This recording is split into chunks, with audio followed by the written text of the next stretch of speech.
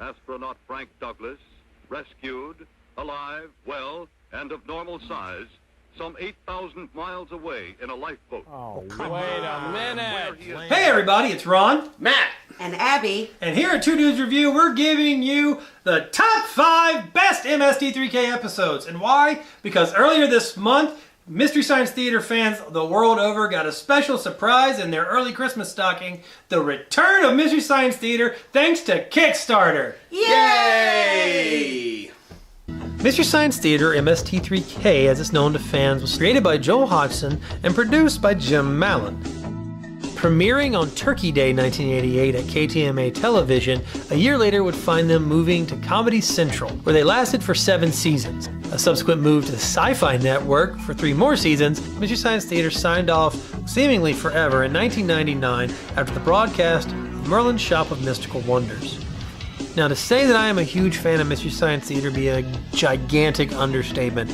This show changed my life and defined my childhood.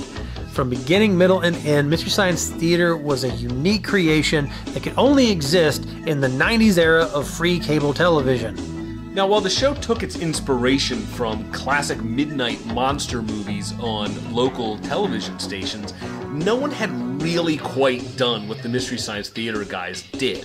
Or did it as well as they did. Frankly, in my opinion, there's been no show like it before, and there's been no show like it ever since it ended. Riff Tracks and Cinematic Titanic were pretty good to fill the gap. But Spiritual successors, I would say.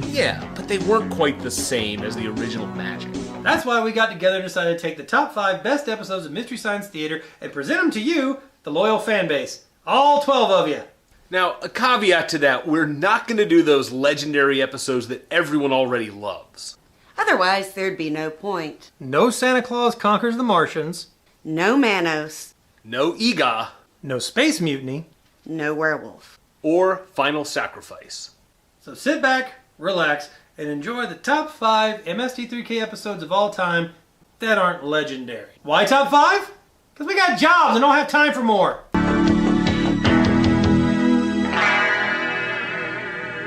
Number 5. Come on over here, boy. Hunker down. I'm going to show you something. Boggy Creek 2. The legend continues. To be not heard about by anyone. Taking place in the final season of the original series, Boggy Creek was proof positive that the show hadn't lost a bit of steam or the ability to be hilarious. The movie is a sequel of sorts to a film no one has ever actually seen. I've seen it. You always gotta be that guy, don't you, Matt? It focuses on the adventures of Dr. Daisy Dukes, Aha, I'm insufferable. female trope number 2, the shirtless wonder, and Lucy Brawless. They go into the backwoods of Texarkana, so...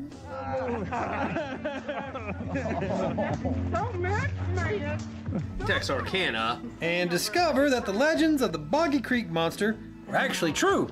What are y'all doing here? oops, wrong monster. This is Crenshaw, and he's just every Southern stereotype that's ever existed. Which would annoy me, but Charles B. Pierce, aka Dr. Daisy Dukes, an actual native of Texarkana, decided to include him in the movie. So, fuck it. On the wings of a snow white dove, he said. The story is inane, trying best to tell a message, but weighed down by the Mary Sue that is the doctor. Okay, legs bent, butt protruded, stomach pooched out. Good. Which makes it great for Mike and the bots to rip apart. My favorite scene is the country store. I believe there's a creature here. There it is! And being a city fella like I am, I'm scared to death of it. Liberal! Tom Servo always seems to flourish when dealing with hillbillies. Give me one of the best country songs ever. Yo, driving down the road, looking for a Waffle House, drinking lots of wild turkey. Meanwhile, back at the satellite, Mike and the bots discover the world of scouting, the trouble of memory, and Pearl tries to make her own Boggy Creek style legend. A horrible movie made classic by amazing riffs. Boggy Creek 2. I saw the little creature. Number 4. I accuse my parents. We have a title! We have a title, yes! with a short about truck farming. Episode 7 of Season 5. Now, there's a ton of great Joel episodes in Seasons 3 and 4, but there's something about Season 5. Knowing it was his last hurrah, he just seemed to be on point with the humor, and I Accuse My Parents is one of the best. Here, as anointed by God, man holds dominion over his earth.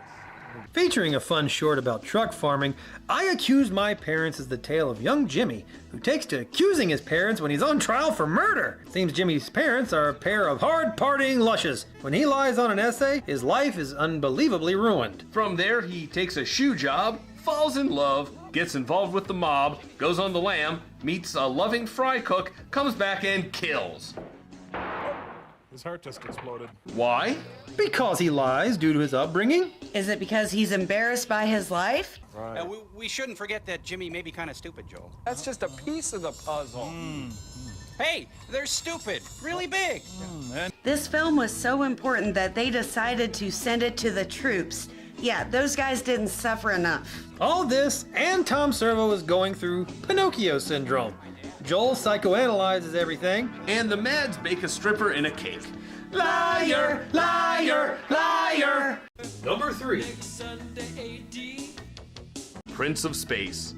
Season 8, Episode 16. Oh, Japan. What the hell was going on in the 50s? HO Scale Japan. Japan by Marx. Prince of Space is the Americanized version of Planet Prince, featuring some of the worst overdubbing ever. Oh, let me go too, Chief, all right? Go, you bizarre little man. I warn you, for the last time. And by the last, I mean first. Prince of Space is a bootblack I like boot black, and we both like it very much, right, Kimmy? who has, No powers, but I can skip reasonably well.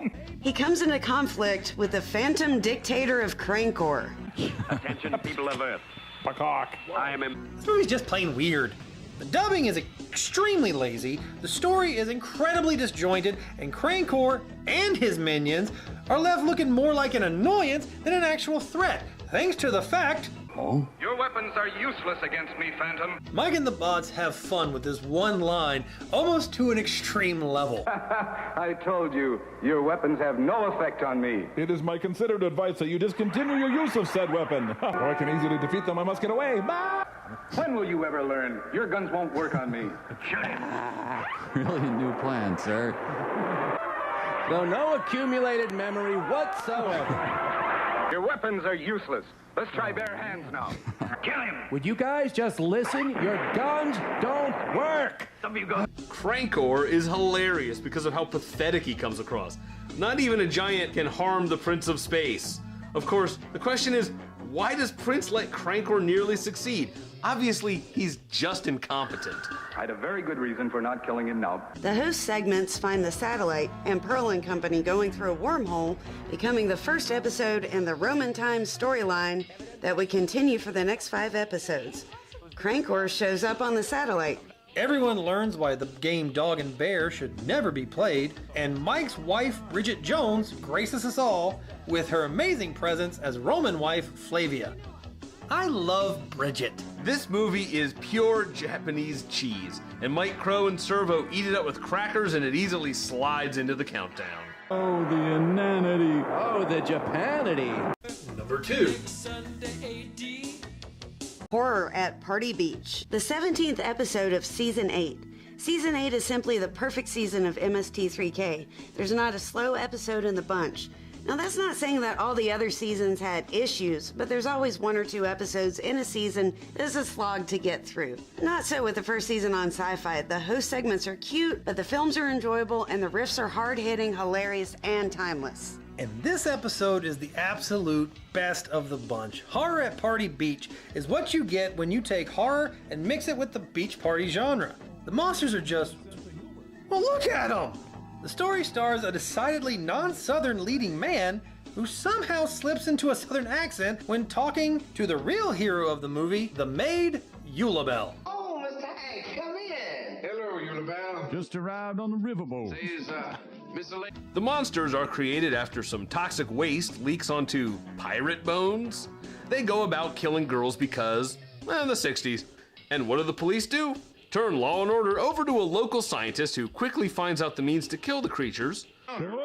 bottom. Only to just sit on it until he's damn good and ready. Meanwhile, girls are murdered by the dozens, which the city takes pretty well considering no curfews have been enacted, women walk by themselves in the dead of the night, and of course, beach parties continue unabated. It should also be noted that the lead male's troublesome girlfriend is among the dead. He handles this quite well. Like the sand in the sea. Are we dead?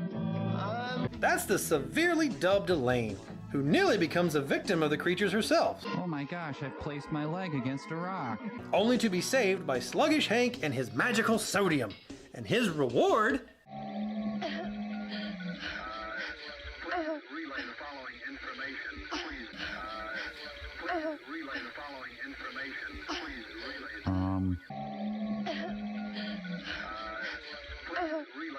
Is she? She is! So, in the end, Hank beats up Johnny Mathis. Chances are that I'll kick your scrawny ass. Loses a girlfriend, gains a girlfriend, and kills the worst-looking monsters ever. All while the Del Airs jam out to some kick-ass beach tunes. My skull! Isn't there a union rule that says they have to take a break? While this experiment goes on, Pearl and Brain Guy have to deal with pretending to be gods. Mike and the bots spend their time teaching kids about sodium, singing about beef, and Servo takes up being a newsie. It's kooky, it's crazy, it's inept, it's horror at Party Beach! And he looks Polish. And the #1 top MST3K episode of all time is... Mitchell. The 12th episode of the 5th season is, was, and always shall be the greatest episode of Mystery Science Theater ever. It sees the departure of series creator and original host Joel, the introduction of new host Mike, and a damn funny Joe Don Baker movie. Our hero, ladies and gentlemen, right there. My, Mitchell. Now, it would take over a decade for fans to find out why Joel left. But all we knew at the time was that this was the end of an era. More of the original geniuses would depart after Joel, but his departure was earth-shattering. Mike picked up the ball and carried it to perfection, but losing Joel really hit the fan base hard. Just ask those of us who survived the flame wars of the 90s. The episode itself is the greatest swan song and magnum opus anyone could ever hope for, and it's something that Joel thoroughly deserved. As episodes go, this was the greatest way for him to leave. A touching sign-off and a great, cheesy movie. The movie and character is Mitchell, a Joe Don Baker helmed Dirty Harry knockoff. Mitchell is dealing with... Look, this plot is disjointed. All I know is that he deals with John Saxon, sleeps with Linda Evans... Baby oil! And then spends the rest of the movie yelling at a kid in Merlin Olsen. There's a chase, a boat standoff, and ultimately we're left feeling dirty and sad. Let's rip off the last scene from Key Largo, Mitchell! I'm throwing it out! The host segments are all setting up Joel's departure and introducing us to Mike. As goodbyes go, this is a master stroke. Joel's departure is given gravitas. Mike makes a good first impression, and the fact that it's Gypsy that causes Joel to be forced out is, well, unintentionally meta, one would think. All in all, Mitchell is the best of the best. A fun movie with the best riffing Joel and the boys ever did. It contains both hosts, and ironically, for it being Joel's final episode, is the perfect introductory episode for the uninitiated. What can I say? Joel left us, but he left us on a high note, and it was simply the best. Well, that's it. The top 5 best MST3K episodes of all time. Although, honestly, there's no such thing as a bad MST3K episode. I kind of beg to differ. Whoa, no. What? No. Season 1 is off the table. We agree. No, Season 1 is off the if table. it wasn't for season 1, we wouldn't have a show. Oh, look, I'm sorry. Oh, what, you think Jay Elvis gets a pass? What are you, Malin? Oh, don't even.